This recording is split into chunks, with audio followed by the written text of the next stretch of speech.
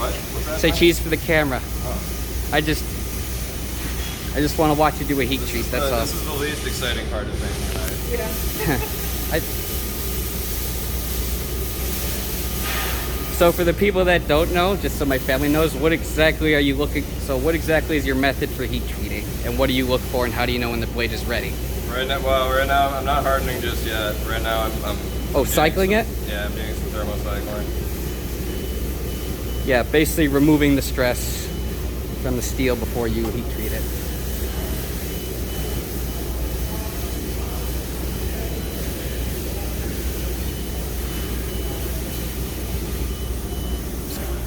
I'm just gonna come around real quick, just to get a better view of you.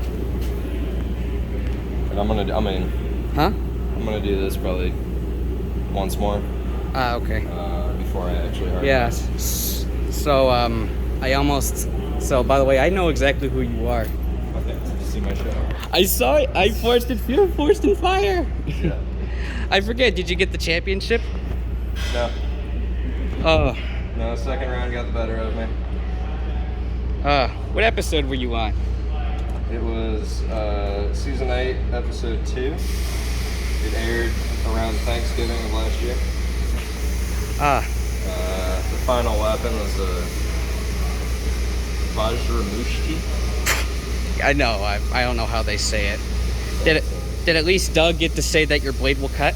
No, I got knocked out. I got knocked out before round 1 testing. I'm sorry, dude. Hopefully you can get back. Hopefully you can get back on. You can see how the blade is cooling off for the people. You got a piece on it of fire brick? Yeah. Yeah, I thought so. I've seen enough videos and I've seen the show many times to learn a few things. Well, have you taken a bladesmithing class with us yet? No, I haven't. You should probably do that because it's a lot different than it is on TV. I bet it is. It's just an honor to get to meet you, really. It is. Okay. I really do hope you get to be back on the show and you could let Doug at least just say that your weapon will heal. We'll see. We'll see. All right. They don't often give second chances. There was even a couple episodes that appeared, second chances. Yeah, no, I mean it happens. It's not very common. Oh, it's not very common. No, and between the 800 plus Smiths that have been on the show, I think they've done like nice leg stand. 4 or 5 second chancers. All right. How long exactly you been bladesmithing for? 6 years. What? 6 years. 6 years. What got you into it? I work here. Oh. Sure. Yeah, it makes sense. Since I know a few people, I work here as a welding instructor. So that's what I'm doing. Yeah, so I'm around it all the time. All right. What do you just have? Do you just have like a junk pile back at your house that you would use? Like just a bunch of old leaf springs and crap? No, I don't use garbage steel. Oh, I only use, trash. I use brand new steel. All right, because I see a lot of bladesmiths do that, and I love turning trash into treasure. It is kind of cool. All right. But you can never really know what it is that you're working with. Yeah, I know there's like steel testers and whatnot, but they're like those little files, really pointed. You know what I'm talking about? They got. Well, that's a method. That's a rough method of testing for hardness. Yeah, I've seen a few people do it. But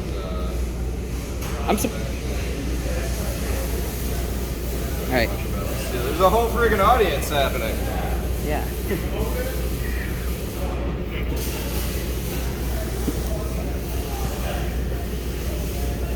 Just telling my guy here, this is the least exciting part of making knife.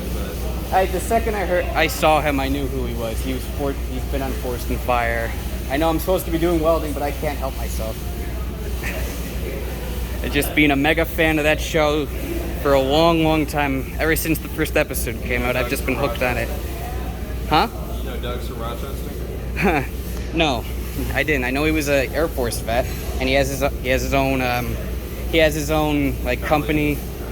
basing around testing. And not know that. So I'm gonna do a couple more of these and then Right. put it in the oil. Right. There's no fireball in real life.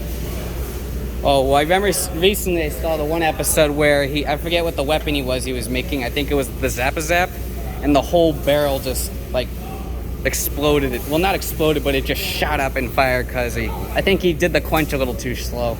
I know there's the method of heating the oil first. Now, does that give it, like, a less chance of warping or cracking? If you preheat the oil? Yeah. Certain types of oil want to be preheated. Ah, okay.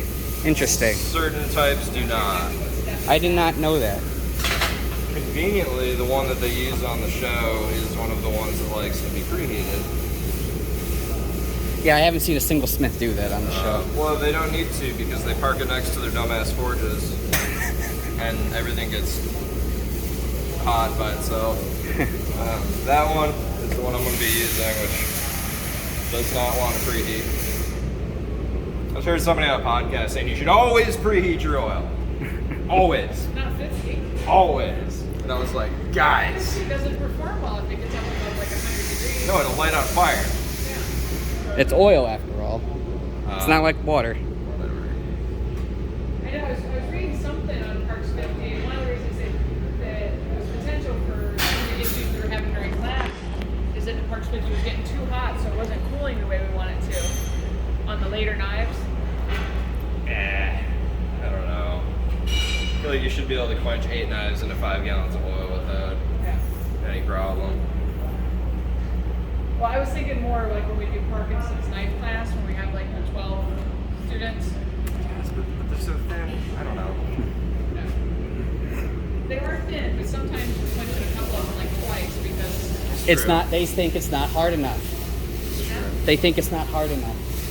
sometimes. Yeah, I've seen that plenty. I've seen that a few times on the show. Will was like, doesn't think it's hard, but it looks pretty good. That's the thing though, is that you can't tell by looking at it.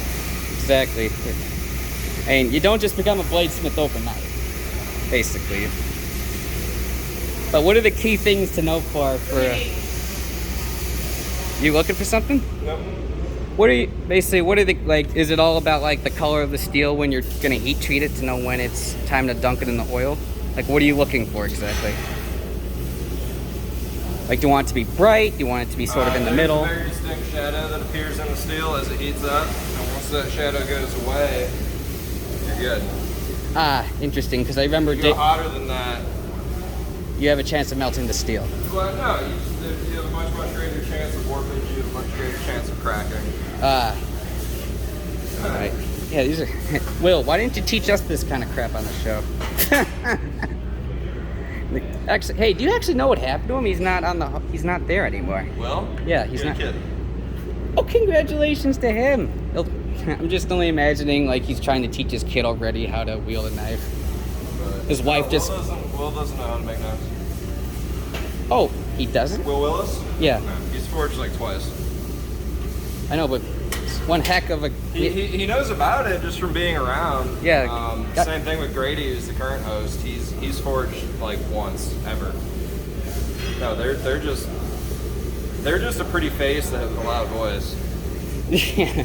I love it on Pawn Stars. He said the worst part about being in the military was having his head shaved. Said nothing like a few years in the military making you think that having a head of hair is pretty nice. By the way, just for the people that don't exactly know, what exactly happened to your blade? Did it crack, or did it warp, or did Which one? the one that you forged in the show? Oh, I missed the handle parameter. Oh my God, that's probably one of the tougher ones. Yeah, it was a bummer. But hey, you'll live and you'll learn. That's the best experience from the show. You live and you learn. I made on the TV show. I made a really good knife. I made a really good knife for a 5-hour knife, and it was the wrong knife. The wrong knife. So did all this start like you just follow someone's footsteps of being a bladesmith, or did who gave you the idea to want to be a bladesmith one day? Oh, the other instructor's here, Andy. Huh?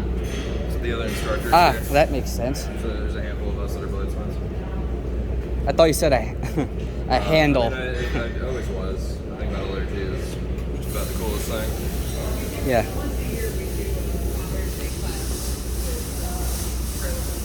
Oh, how cute is that?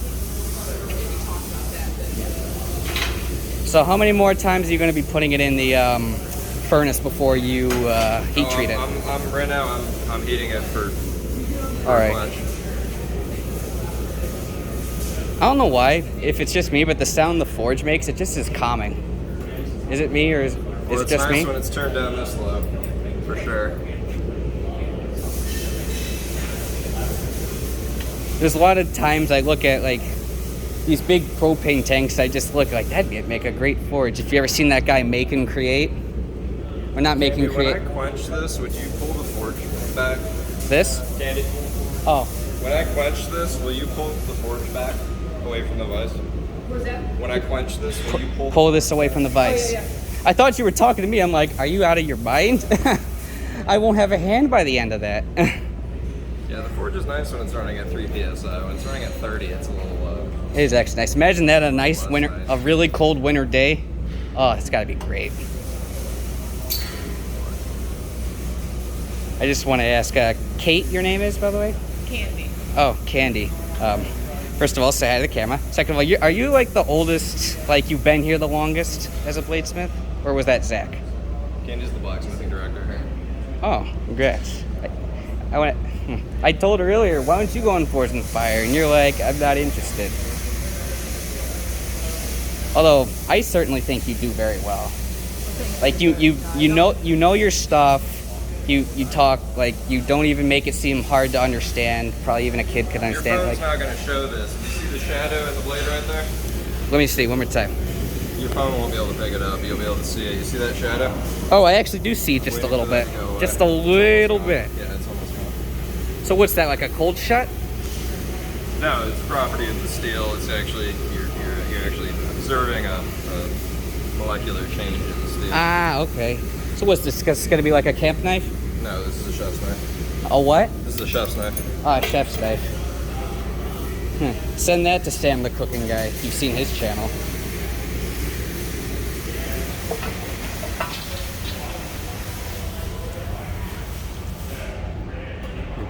Just hit it up with a file. Doesn't look like it's warped. It's warped?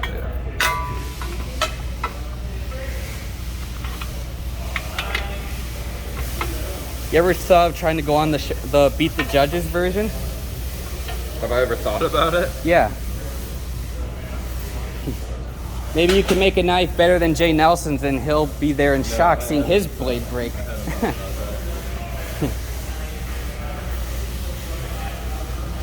Or what's that other one? Oh, Knife or Death.